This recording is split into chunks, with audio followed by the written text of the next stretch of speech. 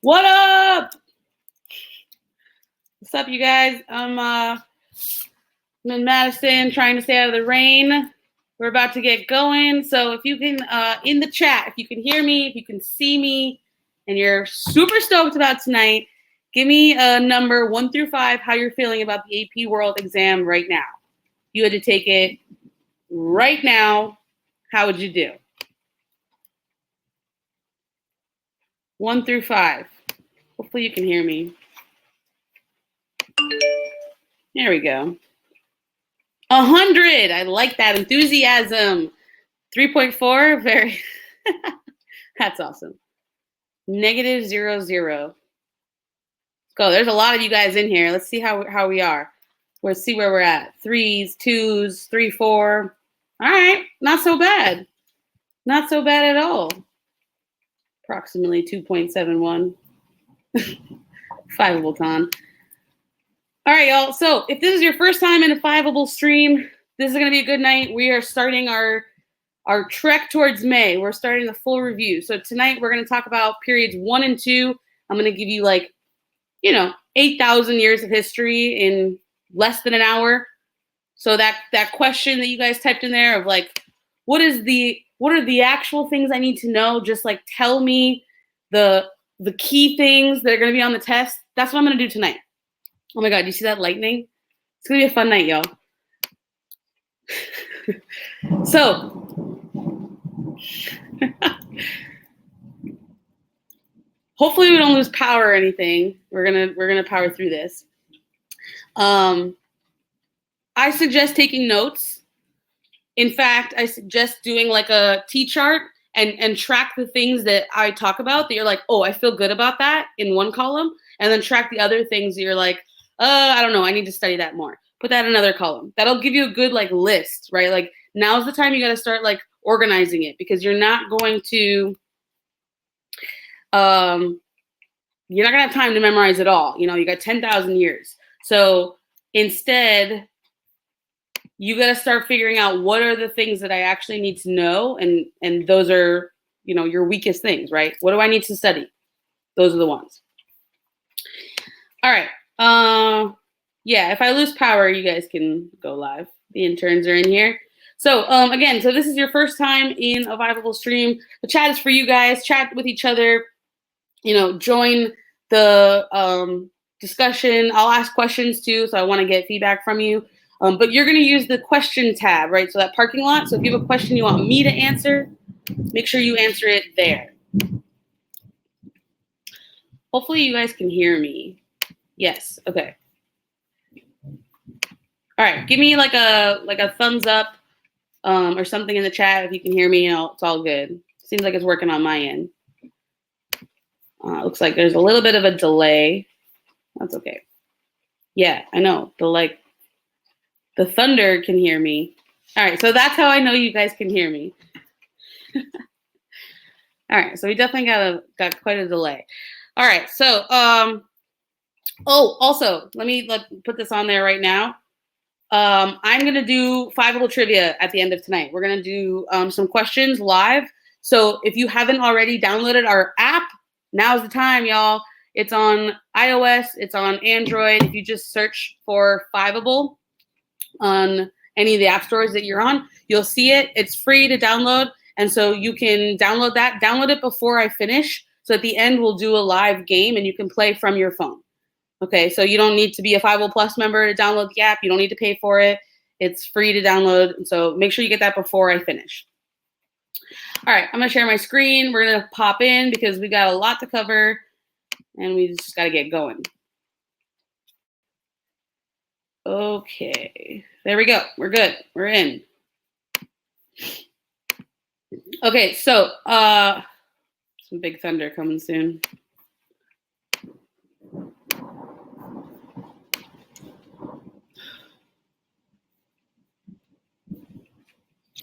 All right, so period 1 and 2. So this is what we're talking about tonight.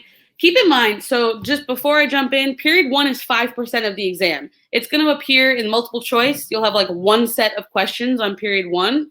And it could be part of the time period of one of the essays, but period 1 is not a lot of this test. Period 2 is 15%. So together they equal the same amount as period 3, 4, 5, and 6, right? So this is why we combine period 1 and 2.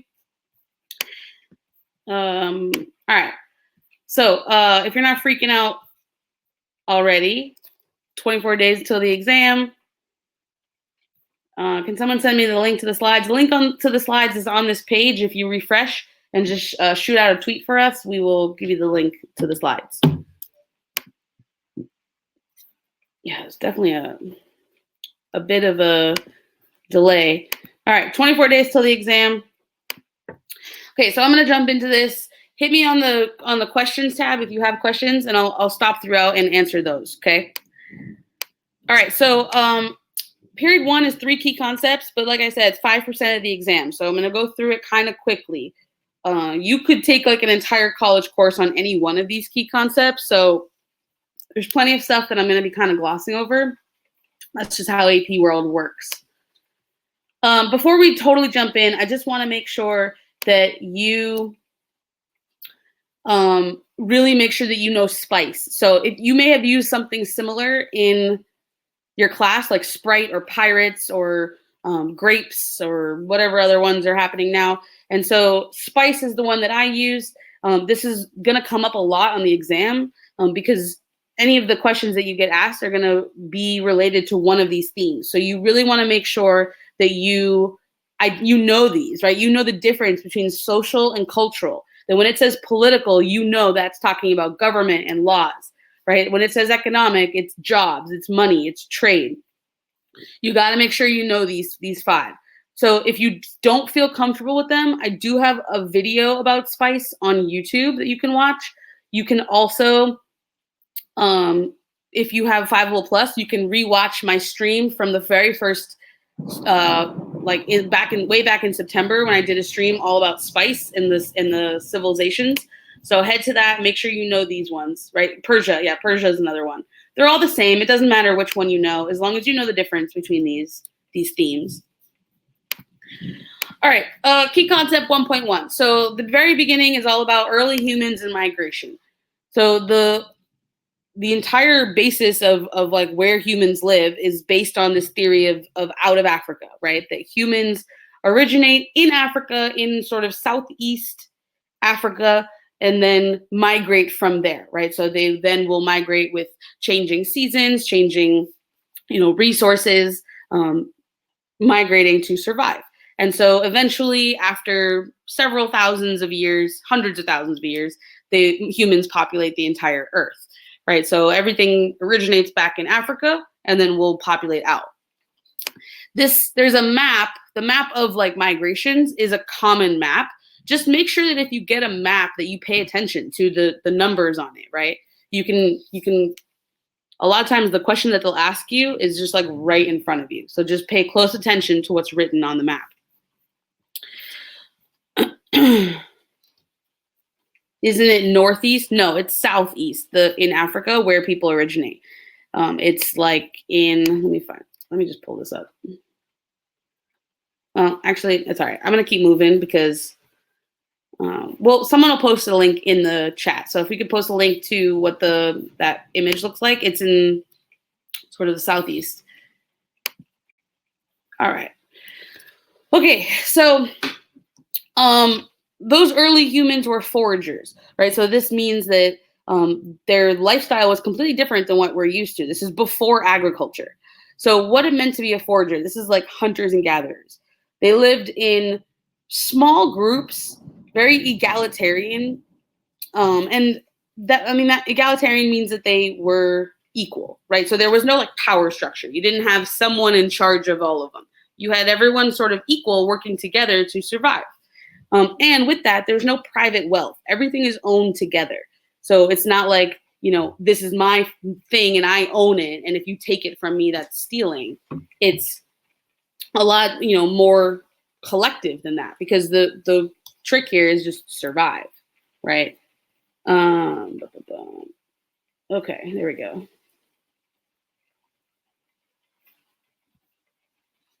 Okay. All right. So those small groups eventually, through the like process of advancements in technology, right? This is the biggest one, is just like humans' use of fire. So because humans discovered the use of fire, there's a couple of major developments. One is increase in brain size. So, right, this isn't like an overnight thing. This is like through, evolution. But because they start eating food that's more nutritious than just like raw meat, their brain sizes will increase over time, which allows them to then have this complex language. All right, so if you ask the question of like what makes humans different than any other species, like why have humans taken over the earth? Why not any other animal? One of the answers to that is language. Right, the size of our brains relative to our bodies is a very big brain, and so we are able to have this complex language. We can process all kinds of ideas, all kinds of thoughts that are really complicated, that are not just a couple of noises or a couple of sounds. Like we have full we've strung together all kinds of theories, all kinds of ideas layered on each other. And then comes the other idea of collective learning, that not only do we have those thoughts and those innovations, but we build on each other. So we literally don't have to reinvent the wheel. Okay. Lots of questions. All right, I'm going to keep moving. I'm going to move through period 1 kind of quickly, and then and then we'll talk about questions on period 1. Okay, so from that early time where you have foragers, where everyone is like working together to survive, it's not, they have a lot of time, like leisure time in that lifestyle, but it's also like really difficult because you have to literally like find your food. Then comes agriculture, right? The Neolithic Revolution. I spent an entire stream in September discussing about whether or not the Neolithic Revolution was like good for humans, right? Because Jared Diamond, who is an anthropologist, argues that it is the worst thing that could have happened in the history of human civilization, right? Because it leads to power structures and, private wealth and things like, disease. There's a lot of like things that happen because of it. But it also completely changes our way of life and leads us to a place where we can innovate and we could eventually literally take over the world. So you have things like the domestication of plants and animals, and irrigation, which are 2 examples of ways that humans interacted with their environment in a way that really benefited them, right? So because they were able to create more food, the population increased. So if you're taking notes and you want like a quick phrase to remember that you can use for every single unit of study in world history, when there's more food, there is always more people. Okay, more food, more people. Every time. I mean, even just think about it. If someone says, if your teacher says stay after school, there will be pizza, guess how many more people will stay after school than if there was no pizza, right? More food, more people.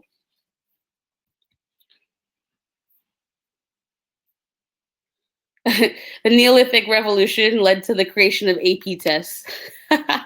Yeah, right? Indirectly, but yeah.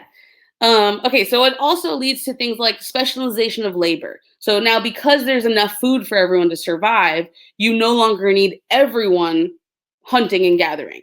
People can now work on different things. They can create pottery, they can be blacksmiths, they can be, religious shamans, they can do all kinds of different things. And so that specialization of labor will lead to even more innovation. Now people have specialties, they get really good at something and they innovate.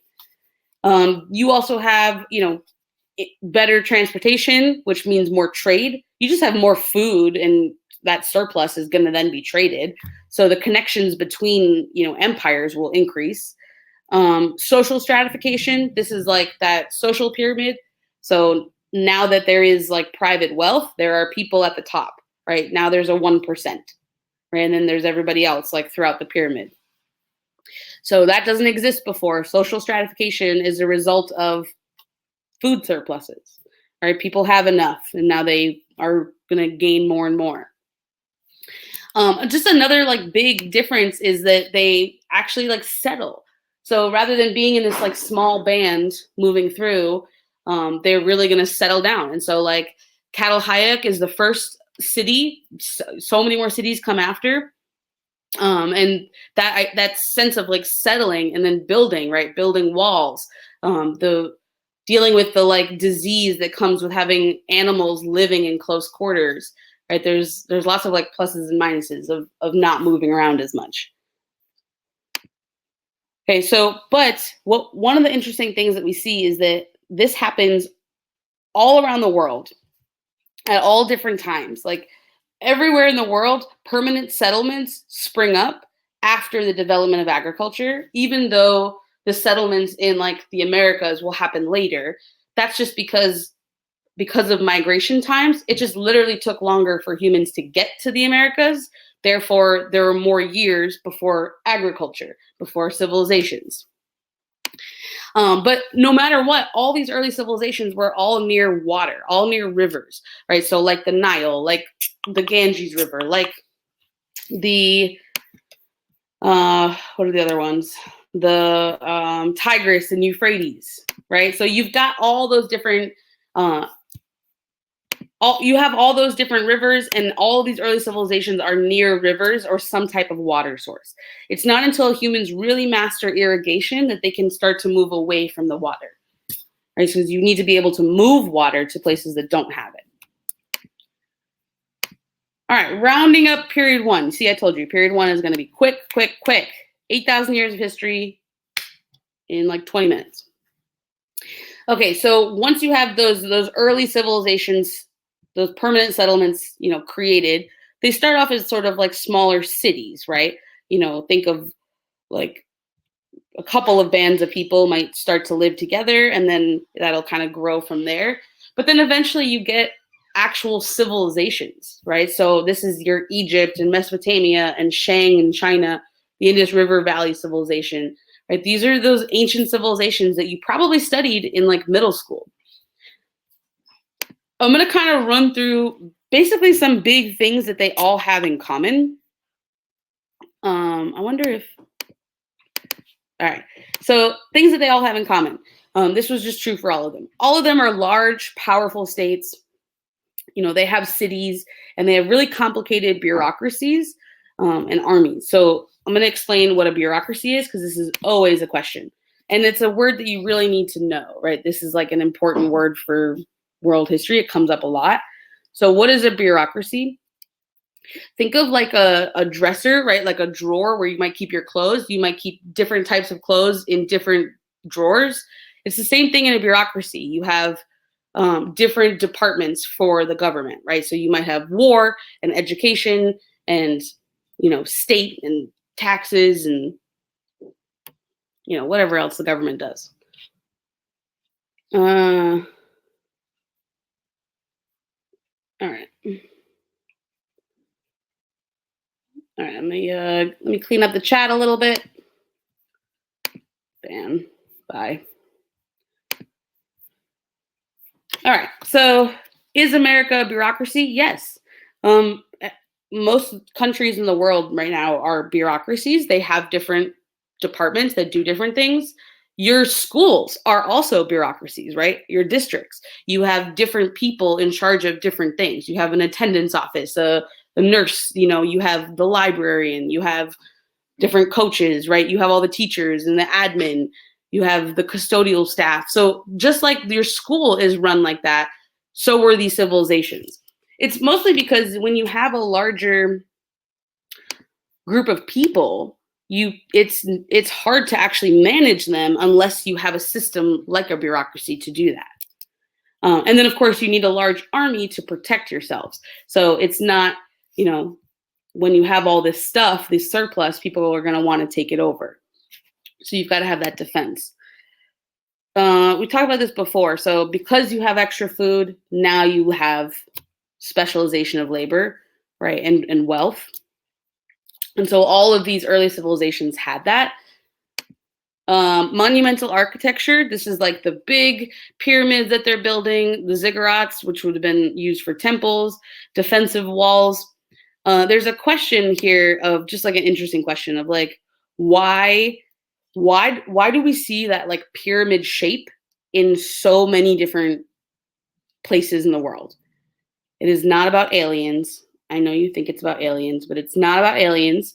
It actually has to do with the fact that when you want to build something really, really big, a pyramid is a lot easier than building up because it will collapse, right? So a pyramid you can build even bigger without having the like technology to like really go high. But then beyond that, it's like, it's when you're trying to figure out, I want to build something big and I want it to be the biggest thing possible. If you look around in nature, what are the biggest structures that are naturally there? Mountains. Yeah. Someone just nailed it, right? Yeah, right? It's, all right, we're gonna, mountains, right? So it's not a mistake. There we go. Okay. Moving along. All of these early civilizations have some form of writing. It really starts because they have to keep track of their taxes, their accounting. So now that you have this surplus of food, if I trade you at a certain point, we need to start writing something down. I can't keep track of what you owe me. But then those things get translated into legal codes. So all of these early civilizations have laws. This is a massive departure from before. You know, in the Paleolithic time, they didn't write down laws. Those didn't exist. They had laws, they had rules that maybe the bands would adhere to, but not in a scalable way, right? So having massive civilizations that you now need to manage, whole different story. All of the leaders in these early societies used like the divine right to rule, which means that they either said that they were chosen by the gods, whichever god or gods that their people believed in, or that they were in fact the god, right? So like in Egypt, the pharaoh was more aligned to be the god, right? But in Mesopotamia, it was more of like chosen by the gods, right? Or like Shang and like future Chinese dynasties, even like mandate of heaven, right? So like divine right to rule. Okay, and then all of these early civilizations are competing against each other. So they have different resources that each other needs. They have different, amounts of food or weapons or natural resources, like iron. And so there's competition between them, and they fight over that. No.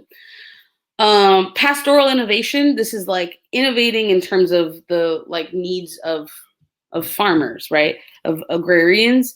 And so this is going to lead to new weapons. So when you think of like the Bronze Age, the Iron Age, these are all based on the types of metals that were used in that time period and mostly used for weapons before anything else. All right, so just about done with, yeah, you guys are doing a great job. Oh my God, there's so many questions in there. You know what I might do? All right, so just want to show you a few pieces of architecture. It's important that you're able to recognize these because these early civilizations really are the foundations for the rest of world history. And so it's important that you see these and you identify like the regions in which they come from, right? So this is the Olmec head, and this would come from like Mesoamerica, right? I found out that this head was like 8 feet tall. So if you can imagine like little Amanda standing next to this head, it would come up to like, I don't know, here. So that's how big this is. It's pretty massive. But you see this like style of art in the Americas. This would be the ziggurat, right? So used for a temple. This was found in Mesopotamia. It's sort of that flat top. Super massive though. Next. All right, we're gonna head into period 2, but I want to check out your questions because there are so many. All right. What are the key points we should focus on? Everything that I'm saying. I'm narrowing it all down for you. So if you haven't downloaded the slides, check them out and follow that in terms of what should you know. Okay, period 2 I'll come back to. What are some other resources that have helped previous WAP students better prepare for the exam? If you're in the chat right now and you've taken AP World History already, please post some of your favorite resources so that you guys can all share them. You can also head over to our Discord, which someone will post the link for in the chat. In the Fiveable Discord, we are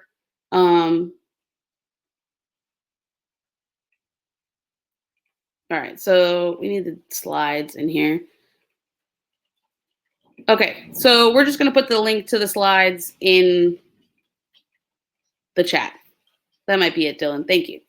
All right, so yeah, so you could use Freemanpedia, you could use Albert, you can use Fiveable, right? So we've got all of our reviews posted. We have like 40, I counted yesterday, we have 45.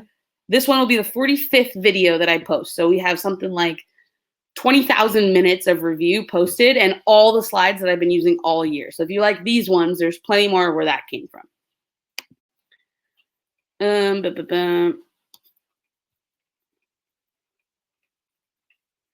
Okay. If you missed the live review, will there still be a chance? Will you still be able to see it? So these reviews get archived after 24 hours. And so every single, review is up in the, every single review that we have is on the, all right, here, let me do this. Let me put this, hang on. Every single review that we have is in Fiveable Plus, and you can get that at our web app. The link has been down here, but I'm actually going to change this call to action for the slides.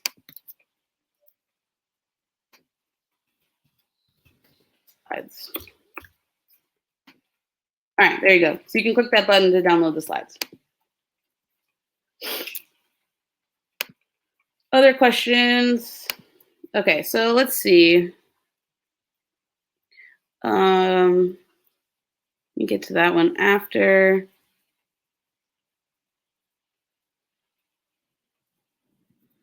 Catalhayek is located in, it was previously like Anatolia, which is present day Turkey.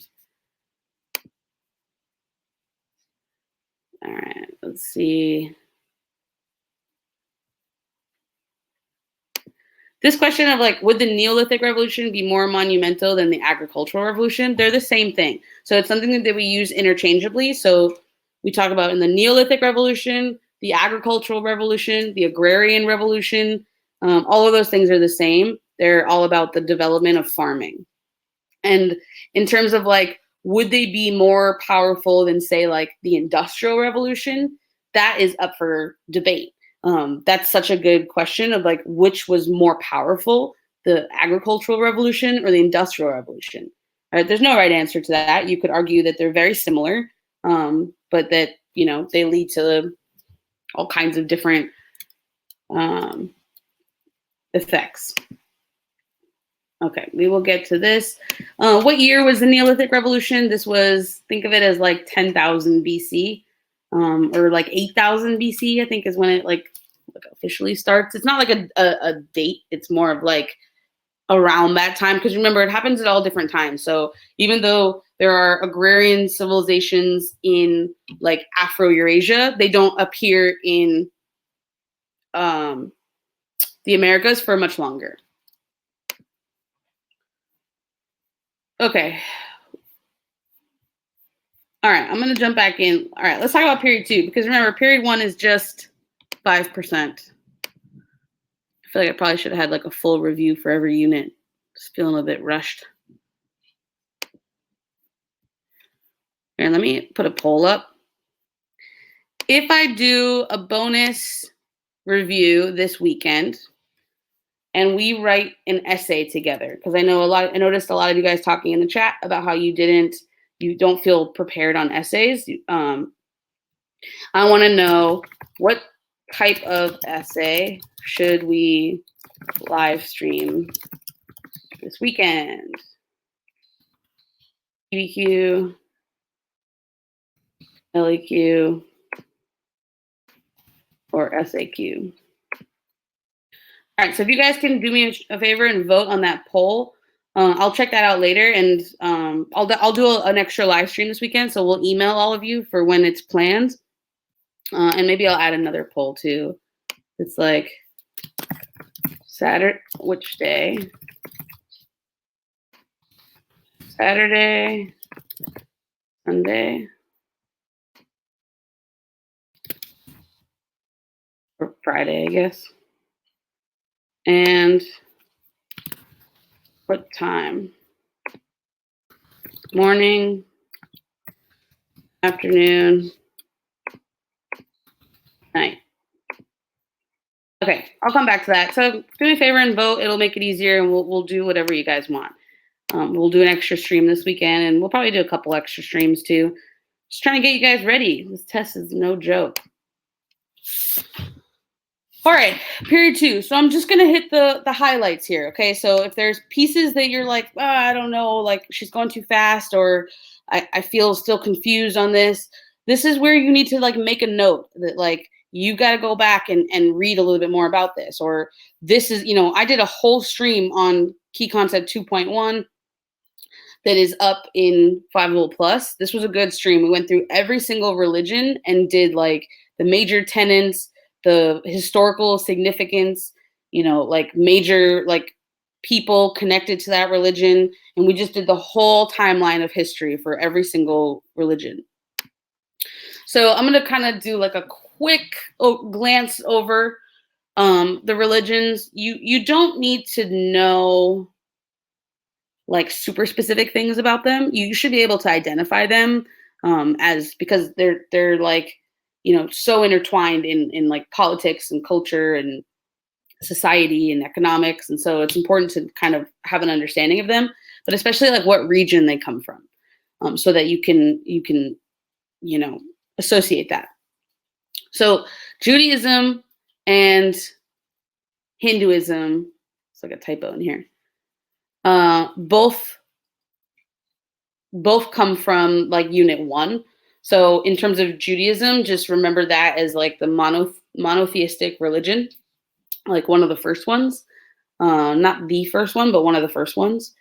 Then Hinduism would be it's more polytheistic, but there are many gods, but the people, each like Hindu then like adheres to one god. So it's a little bit of like a hybrid between polytheistic and monotheistic, but it's not necessarily like there's only one god. There are several gods within like Hindu gods.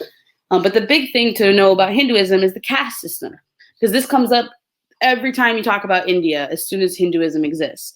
So you have the caste system, which just like you have that social stratification, this is just based on like where you're born. You can't like get out of that level at all. So if you are born to parents who are part of the bottom caste, then that's where you are. And the only way out of that is to live your life accordingly so that you are then reborn into a higher caste, right? So if you've sort of done the things you're supposed to do according to Hindu, you know, law, Hindu morals, then you would move up in that caste. Or vice versa. If you were up top and you didn't do what you're supposed to do, then you would move down. But it's by birth, and so you can't move out of it. And so that is it's a big part of like Indian history, because you have this like really strict caste system that doesn't allow for like social movement. Cool. All right, so some of the new religions that come out of period 2, there are several. You've got Buddhism. Okay, so Buddhism originates in India around 500-ish BC. The main idea of Buddhism is to essentially like you can end suffering, end any sort of human suffering that exists by ending desires for like materialistic things. It's kind of at the like root of it. It's very similar to Hinduism because there is reincarnation and, you know, this sense of like, if I live by these guidelines, then I will be reborn into a higher being, or I will eventually reach enlightenment, which is sort of like the end goal. The difference with Buddhism, though, is that there is not a specific, there's not a caste system. So there's no like actual system that is within real life. And so this is why it originates in India and becomes very popular, because it is a similar religion, but without caste. And so if you are in that bottom caste, instead of being stuck down there for the rest of your life, you may decide to, convert to Buddhism and then not have to be, in that stratification. The major person to know is Ashoka. All right, I don't understand. This is so annoying. All right, y'all. Listen, if you could just stop spamming the chat, that'd be great. So I'm cleaning it up as we go, but just super annoying. So just throwing that out there. Okay, so in China, there's several different philosophies that you need to know, and you really do need to know the differences between them. So if you're picking and choosing what you need to memorize, this is a good thing to just know the difference, know the key terms to connect. So Daoism in China is all about living in harmony with nature, right? This is all about literally the word nature in Daoism. If you remember nothing else, just remember that one word. So if you read any sort of passage and you need to identify which philosophy it may be from, or you might need that, just look for anything that has to do with nature, and that would be Daoism. Okay, so this is all about this balance, right? The yin yang. That would be Daoism. Confucianism is more about strict rules around education, right? There's an emphasis on education. It's an extremely patriarchal society. Especially when you think about the 5 relationships, which all have to do with relationships with a man, right? It's the father and the son and the brother, the king. And so all of those are just men. And so this is very patriarchal. And then you have the idea of filial piety, which is about honoring your ancestors, or you're honoring your family, right? You're your elders. Okay, and then moving over to Christianity in the Middle East. So circa 30 CE, it's sort of like Judaism 2.0, except for Jesus. Pretty similar in a book. But you have Jesus as the Son of God, and then you have Rome, which is becomes sort of an epicenter for it. And so in the Roman Empire, they first legalized Christianity. So instead of it being illegal to practice, it becomes okay. And then they adopt Christianity as the religion for the empire. So the edict that legalizes it is called the Edict of Milan, and that's in 313.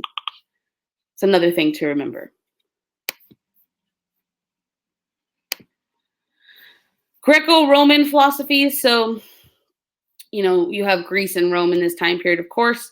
You don't need to go super deep into these, but understanding that Socrates and Plato and Aristotle, who are all students of each other, their philosophies all are around reason and logic. So you can, there's really a lot of questions around how people learn and how they interact and how society should work and how politics should work.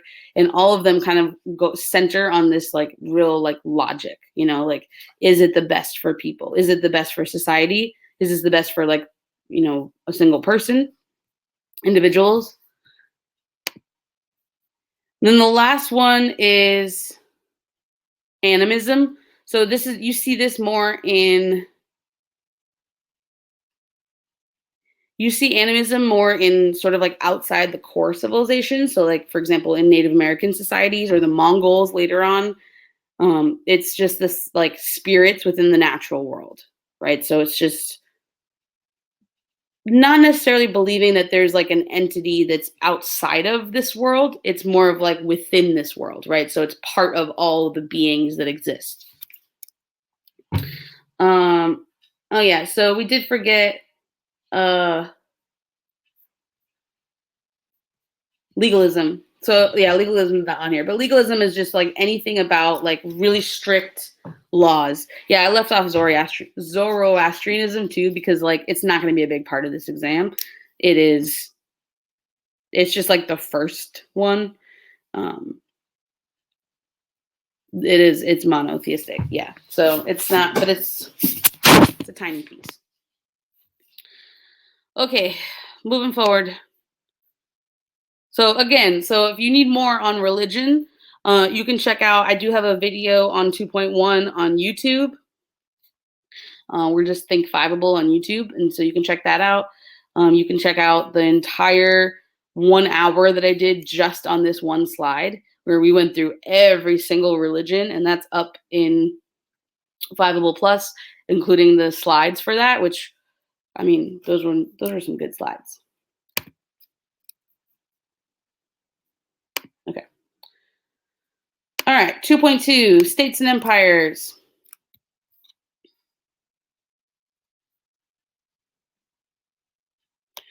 All right, so let's run through the major states and empires, just like general, what do you need to know? We're going to be done with going through period 2 around at 9 Eastern, and then we'll play the trivia right after that. So if you haven't yet downloaded our apps, download them so that you can play the trivia later. You can also play in the web app at app.fiveable.me. All right, so in period 2, you have Persia. Okay. Every single time that you do that, you're getting banned. So you choose college credits or not funny posts in the chat. Same. Okay. So Persia. All right. So listen, I know like it's hard to tell what's exactly going to be on the exam. Like obviously we don't know, but Persia is almost never a giant part of the exam. I'm just going to put it out there. It hasn't been before. I can't imagine it's going to be a huge part of it this year. So don't spend too much time memorizing all the different kingdoms of Persia, the empires of Persia. But here are their names: the Achaemenid, the Parthian, and the Sassanid. You've got Alexander the Great and royal roads, right? They've got all these like roads that connect the empire. So if I narrow down what you need to know about Persia into like 5 words, 5 terms, that would be it. Maybe I would also add like Zoroastrianism, right? That would be a part of Persia. China. So you've got the Qin. Qin dynasty is only existing for 14 years, but it unifies China. And so it's massively important to the history. So within the Qin dynasty, you also get legalism. And then finally, like a centralized China. So they fall after 14 years to the Han dynasty, but they set it all up. Right. So then the Han dynasty lasts for about 400 years. Their capital is at Chang'an, and then they've got the Silk Roads that are connecting them with Rome. And so those are sort of like the ends of them. And like massive amounts of trade will happen on the Silk Roads. And China is a big part of that. For example, with items like paper or, spices and what is it called? I'm blanking on some of the names. Dang, it's totally gone. Okay, from China, moving to India. 2 major empires to know, the Mauryan and the Gupta. Okay, so it's in that order. Ashoka was part of the Mauryan dynasty. This is where you get the rise of, really the real adoption of Buddhism, right? So Ashoka becomes a Buddhist and rules with Buddhist values. He also uses rock and pillar edicts to then spread these ideas, right? So when you think of rock and pillar edicts, the best way to think of it is, and put this in the chat if you have a good example. Do you have at your school, do you have posters around the school that remind students of like the rules or how to act, right? So think about your school. Do you have any like posters like that, whether they're big or small, of like, don't forget, like if you're late, this will happen to you, right? Like don't forget this like permission slip that you have to bring in, or anything like that remind you of the rules or remind you of like if your school does like some big, like, you get like points for showing up on time or something. Don't drool. Yeah, there you go. Right. Maybe in classes too, right? In a class, you might have the same thing where it's like, there's definitely going to be like advertisements for other stuff too. But no, didn't mean to post that as a question. The only thing I see in my school. Yeah, so that's what the Rock and Pillar Edicts are like, right? So if you think about how big India is, how do you remind people that live really far away physically about the rules you want to adopt? And this is how Ashoka did it. So these Rock and Pillar Edicts were like carved into these massive stones, and they were just sort of reminding people on how to act, right? On what would happen if they didn't, and what the like Buddhist tradition would be. All right. Gupta would have been after, several hundred years after. The Gupta dynasty is all about like this like golden age of India. So in this peaceful time, you had a lot of innovation, right? When there's peace, people innovate because I don't need to worry about dying in a war or from famine. I can think and I can learn. And so you have a lot of new scientific advancements. You have a lot of lots of new technologies that come out of India at this time. And so Gupta is that, golden age. Greece, the word Hellenistic is just referring to of the Greek culture. And so make sure that you remember that is Greece. Some key facts to remember: democracy. There's a lot of infighting between the city-states, right? Like Athens and Sparta that are fighting each other. And then eventually it's conquered by Alexander the Great. And that's it. I mean, you got your like philosophers. Greece too. Greece doesn't come up a lot on the exam. Greece and Persia are like the ones to skip if you skip them. Rome comes up a whole lot. So one thing to just remember is that there are 3 chunks of Roman history. There's the kingdom, which was the earliest amount of time. Then there was the republic, which Julius Caesar would be connected to. The republic ends when Julius Caesar dies. And then you have the empire. So this is like with Augustus and Constantine. Definitely all AP World questions that you get are going to be about the empire. So don't ever talk about Julius Caesar on the exam, unless they specifically ask about Julius Caesar, which they won't. I don't even think he's in the key concepts. So all about the empire. The things to know about Rome are about, you've got these emperors, you have massive expansion. They are making tons of money from the Silk Roads. And then building a lot of stuff, a lot of like public works, like the Colosseum, the aqueducts. You have, what else? Their laws were written on, like inscribed on what was called the 12 tables. I'm going to get into a little bit more about like some of the rise and fall stuff, but Mesoamerica, you have Teotihuacan, which would have been in Mexico. The Mayans, known for, their calendar. The Mochi, which were in Peru. The Mayans were in, like, also present day, like, Mexico, Central America. Mesoamerican societies, worth knowing a couple of pieces about them in terms of just the fact that, like, they also use, divine right. They also use like the same. Remember when we listed all those things that all societies have? The same is true for Mesoamerica. I've seen questions in these early societies. I haven't seen too many questions about these Mesoamerican societies, just about the later ones, like the Incas and the Aztecs.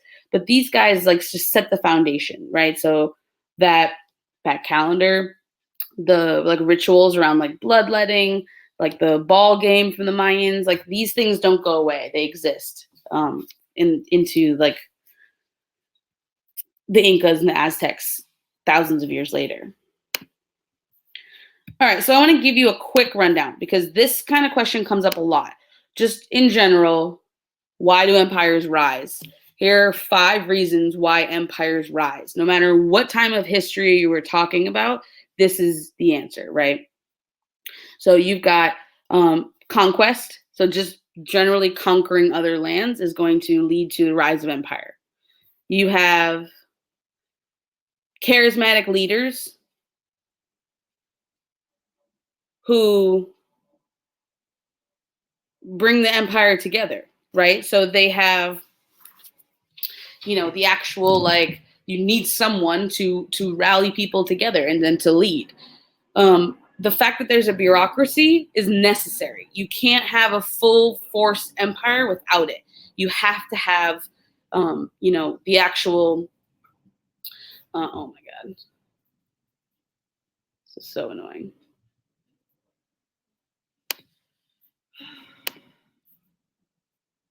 Cool. You have to have a bureaucracy to manage that size of an empire. Then you have wealth and commerce. You have to have a lot of money to have an empire. It costs a lot. So in order to get that, you need like a really strong trade routes, right? You have to have the connection to other empires. And then finally, you have to have better technology than other people. So potentially through the, potentially through the weapons that you have, or the things that you're able to build in terms of like transportation, trade, things like that. So you've got to have superior technology. So these are your 5 reasons. Man, this is brutal. Yeah, happens. I'm sure it's going to keep happening because someone thinks they're hilarious. All right. And then I'm going to show you 9 reasons why empires fall. So I'm not going to cut through all of these. I think, honestly, take a screenshot of these, or we'll tweet this out as well. So if you follow us at Think Fiveable, we'll tweet out this infographic, because this is a really good thing to remember. Like, again, any empires in all of history that have fallen, whether it's, Rome or the Soviet Union, this is why, right? You have trouble in that like succession of power, right? Who's going to come to power next? There might be tension. There's corruption in the government. You have like decline of martial spirit. People don't want to fight for you anymore, right? So if you go back to this, if you have to have military conquest in order to rise, that means you need a strong army. So if you don't have people who are willing to fight for you, then you can no longer be an empire. You can't defend your people. Escapist religion is kind of interesting. It's not true. It's not like all 9 of these have to be true, but these are the mix of reasons why empires fall. Escapist religion would be like, there's an argument that the rise of Christianity is part of why Rome fell, because people were more focused on their afterlife, their like spiritual afterlife, rather than their like present life, right? Things get so bad in Rome that people are just like, whatever, I'm just going to focus on my afterlife, right? So I'm no longer worried about building and innovating or fighting for this world. I'm kind of focused on the second world. That's not good for your empire. People start doing that. And then, of course, like outside invasion, debt. So these are your like 9 reasons. All right. Looks like chat has now been disabled. It's for the best. For show. And you guys can still add questions in the questions tab. And, feel free to tweet us if you have other things you want us to know. All right, so the last key concept in this time period is trade. This map is from Freemanpedia. This is a really good map to just show you, like, really briefly what the trade looks like. You've got in the yellow, you have the trans-Saharan trade routes. In the blue, this would be the Silk Roads.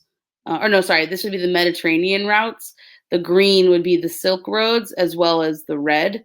Right, so both of these would be part of the Silk Roads. And then the purple would be the Indian Ocean trade network. Right, so just remember, Silk Roads is not a road. It's not one road, and it's not only about silk. That's just what it's called. But in period 2, all of these trade routes are just beginning, right? They're just forming. And so they will become pretty powerful, especially like as you have, the Han dynasty and Rome just really empowering so much trade and innovation throughout the region. Okay, so like I said, silk, sea, sand routes, those are your 3 major trade routes to remember for trade. Some of the new technologies that are created are like yokes, like when you have like 2 animals tied together. So instead of using the power of 1 ox, you can use 2. Or things like saddles, stirrups, sails, the dhows and the junks are boats. So really they're innovating with better ways to transport goods, right? That's what all of these innovations have in common. Trade is so good that if we can get there faster, we will make more money. If we can carry more things, we will make more money. Right? So this is pushing people to innovate. They're figuring out better ways to do it with what they have. Some of the things that they traded included things like rice and cotton. The technologies themselves were traded, like the Qin irrigation system that went from Persia to Asia. Right, so people bring ideas with them, just like they bring goods. Some of the other things they bring along with them would be disease. There are tons of epidemics of smallpox in this time period. And then, of course, religion, right? So you have Christianity that goes from the Middle East to Europe. You have Buddhism that goes from India to East and Southeast Asia. And then you have Hinduism that goes into Southeast Asia from India.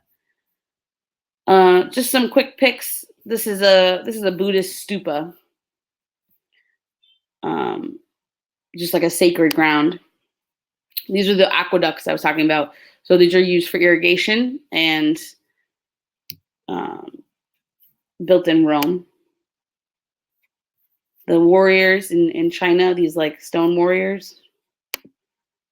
Look at how many of them there are. It's so massive. I would really like to see that. The Great Wall of China, it starts to be built in this time period. It's not finished until later, but they start to build it, defensive walls. All right, we done. All right, let me close this. So I want to answer a few questions, and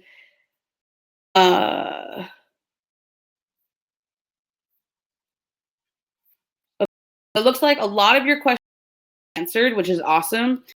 In the chat, if you look in the questions box, you can see have been answered. So if you had one and I haven't answered it yet, go over and look at it, because someone have been doing an awesome job answering the questions together. So we're gonna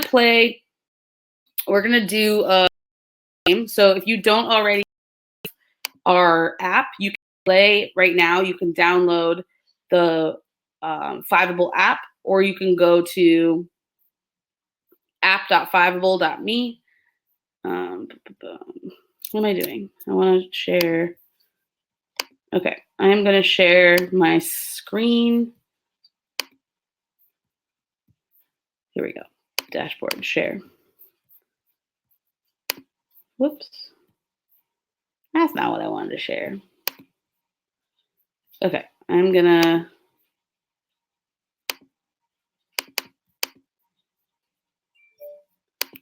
options. Okay, I'm going to enable the chat. So if you have questions about downloading things, I'm going to post. So here's how this will work. The chat's re-enabled. We're back for now. I'm going to share my screen. Chrome tab. Welcome to Fiveable.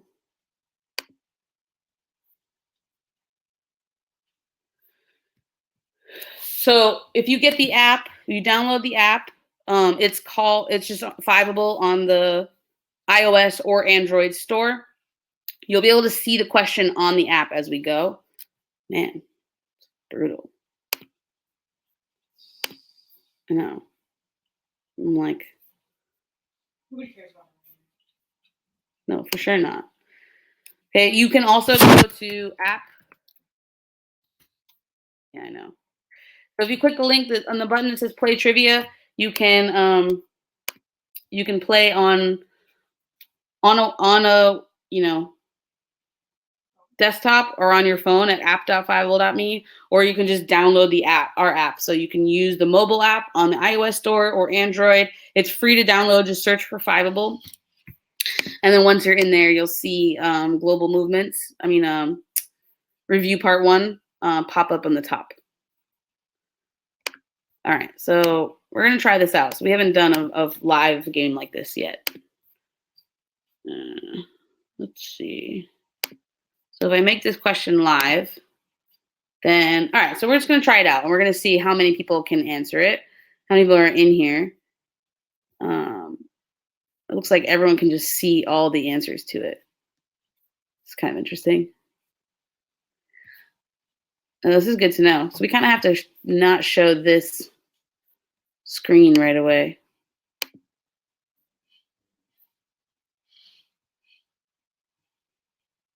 I'm just curious to see how this goes. We haven't done a full trivia game like this. So in the exam week, we're going to do a huge trivia game with Benjamin Freeman. And last year there were 13,000 students that played. And so we're going to do that. And so I want to get some feedback from you guys about what you like, what you don't like about this. So I'm going to set all the questions up and we'll see. So you can go to app.fiveable.me or you can go onto your mobile app to play. So there's a ton of you in here. There are, yeah, that link should work, Dylan, if you click that. Yeah, I know that I'm sharing this, but oh my God, this kid is so annoying. All right.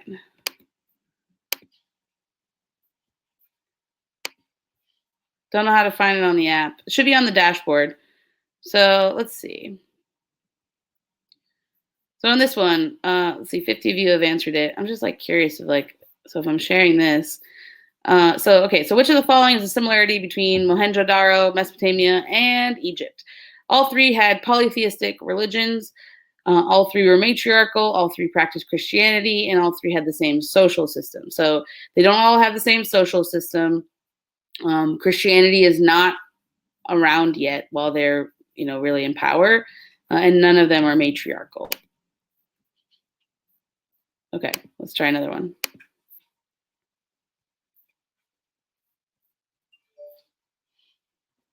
Let's see.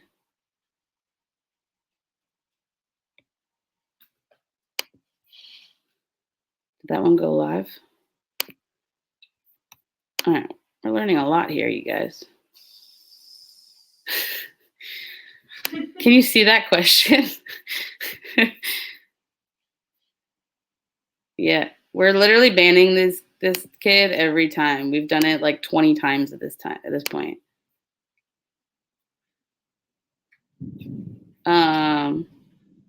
Yes, we are banning them every single time.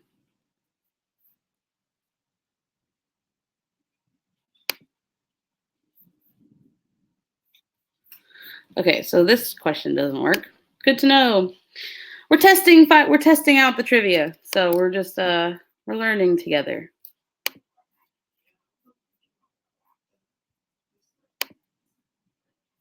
Something's broken. Okay, let's try another one.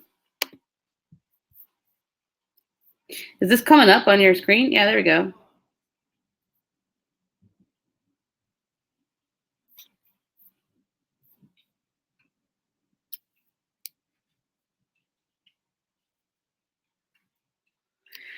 So when I'm doing this, what would you want to see on the screen? Would you want to see what you're seeing right now, or do you want to see something different? This is brutal. We can see what people are answering. Right. So do you want to see something like this, or would you want to just see not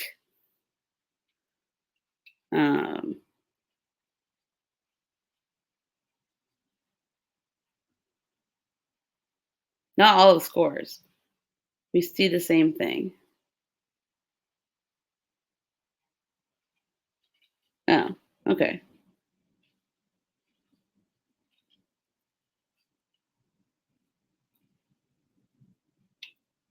Yeah, we're trying to go for the Kahoot feel, but something that we can actually play with a lot of people without getting Kahoot bots and without it crashing.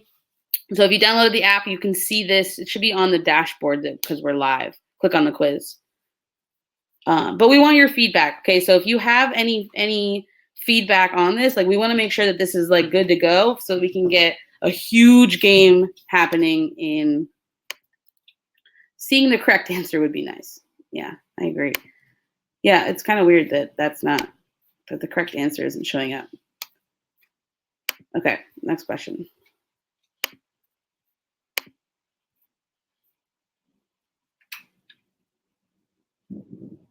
Which group attacked and took down the Roman Empire?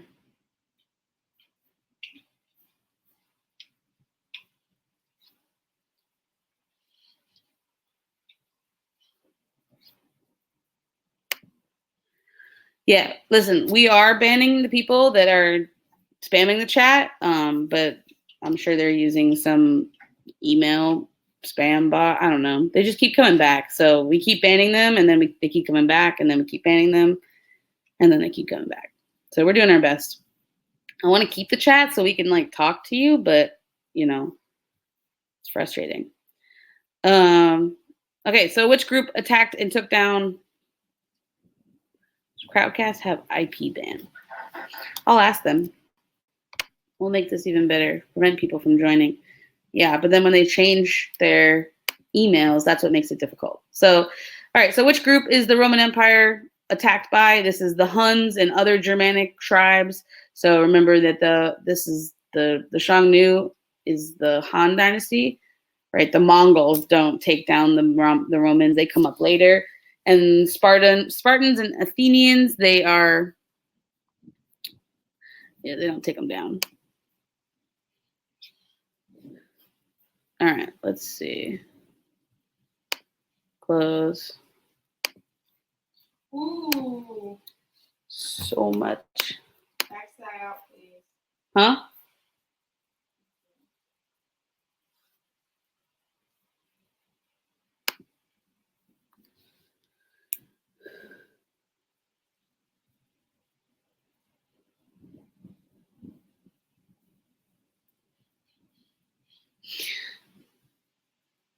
Yeah.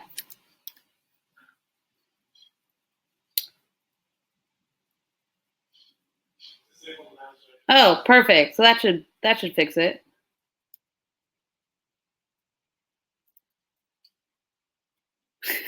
I did stress this. Thank you, Vivek.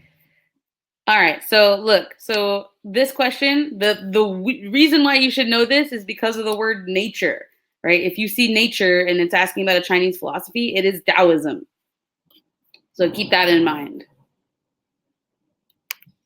Oh no, I just X'd out of the. My bad. All right. Figuring this out together, y'all.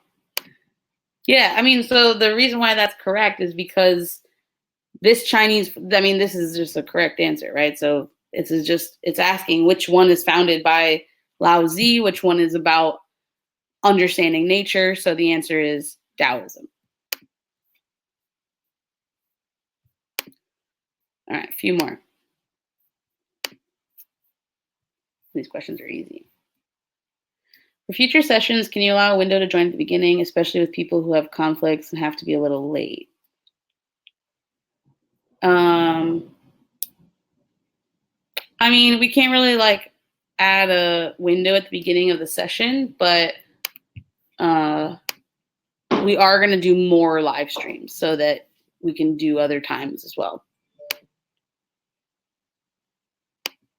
No, yeah, these are just trivia questions. These are just, hey, on yours, is A the answer every single time?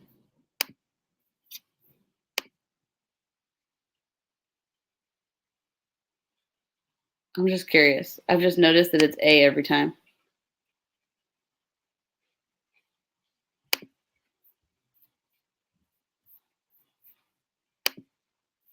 I think it's literally going to be A every single time. All right, I'm going to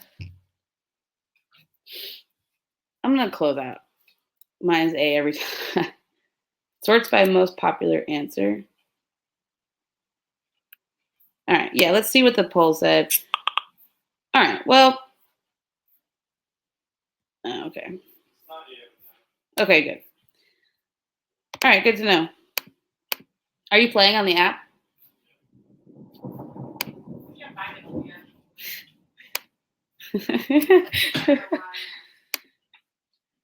Okay, so if it's not A every time, then here we go. I just feel like if you see this on your screen every time, then you know what the answer is, right? So like, if it's like Kahoot, then you can't actually see you wouldn't be able to see the answer on the screen.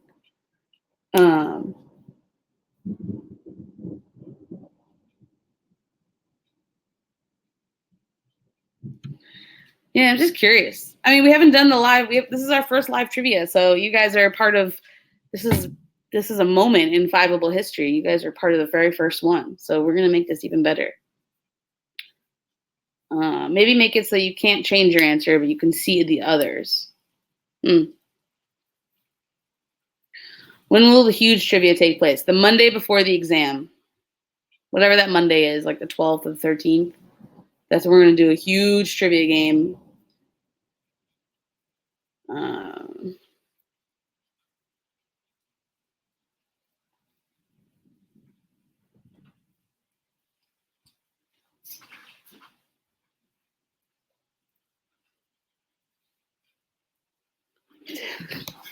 All right. Which phrase best describes the basic belief in Buddhism? So it's just the idea of like getting rid of suffering by reaching this sense of nirvana, this like peace.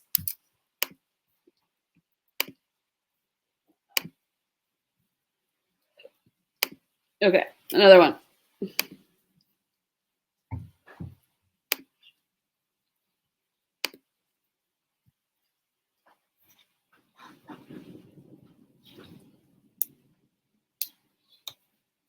Is this one working?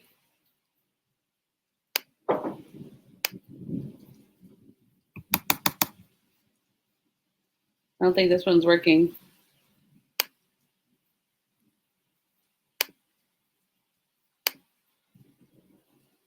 Okay, let's try another one. There we go. What example of religious justification was used by the Zhao, Qin, and Han dynasties? Easy.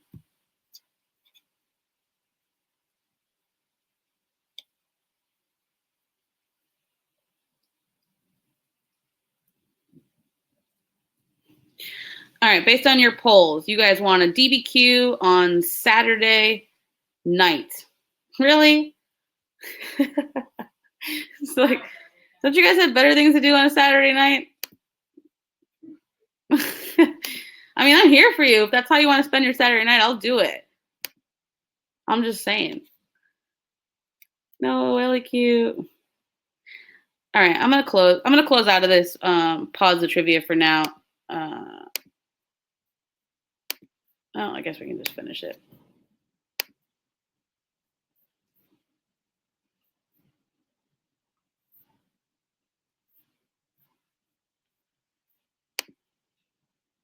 Which of the following is not an effect of the Neolithic Revolution? Read closely.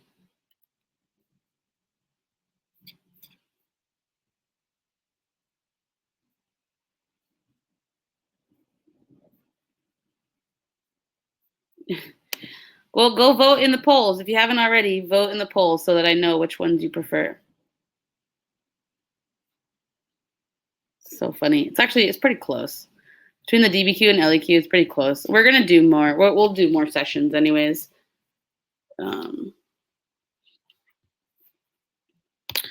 Okay, so social equality is not an effect of the Neolithic Revolution. It's the opposite, right?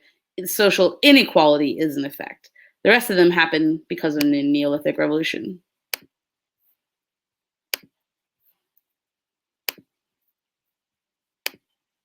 Quick question. Yikes. Yikes, guys. Maybe we need to do LEQ for sure. Wow. All over the place. This question stumped you more than questions about history.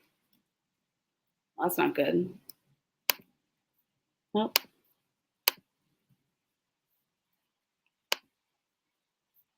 All right. Well, don't forget, there's 6 points on the LEQ. 6 points on the LEQ. There's 7 points on the DBQ, and 5 and 10 are just distractors. All right, last one. Again, she stressed this. Is this question working?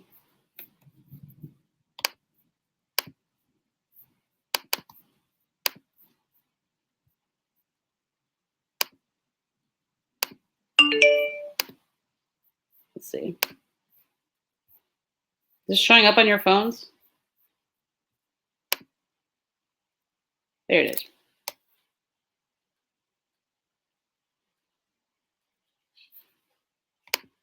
Good. Good. All right, if you said rock and pillar edicts, you are correct. We disabled the question option as well, too. It got a little crazy. All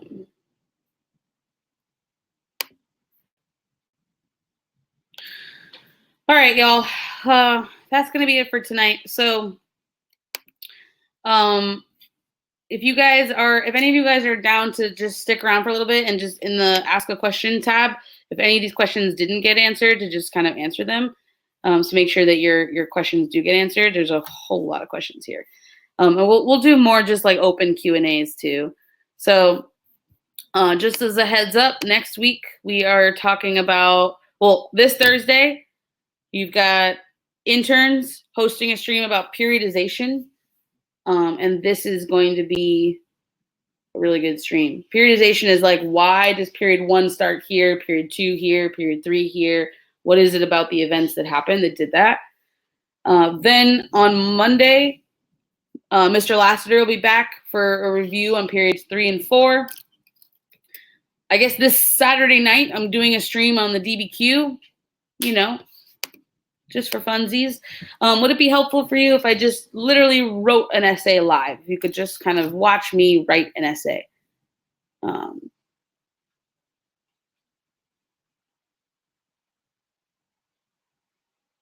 Yeah, that would be helpful. Okay. Yes, contact me with questions. If you have any questions about, yes, so you want to watch, you just literally want to watch me write an essay live. Just a casual Saturday night. When I think about the best Saturday night I could possibly have, let me watch a teacher write an essay live. I agree. If you need anything, you guys, if you didn't get your questions answered, or you have other questions that you want to ask me, you can email us at hi@fiveable.me, and we will answer whatever questions you have. You can even send us essays that you wrote this year if you want feedback on your essays. If you're writing a practice essay out of like a prep book and you want me to help you with it, send me your essays or send them straight to Dylan and he'll grade them for you. I bet he'd be good at grading them for you. So yeah, and honestly, it's really nice if you post it on Discord, post your essays on Discord for kind of a group review, or tweet us a link of tweet us a picture of a thesis statement if you want feedback on it, and we'll grade it. We'll grade it live. What time for Saturday night? I'm not sure. Probably 7. Let's say 7 p.m. on Saturday. Eastern. Does that work? Thumbs up if you're good on that.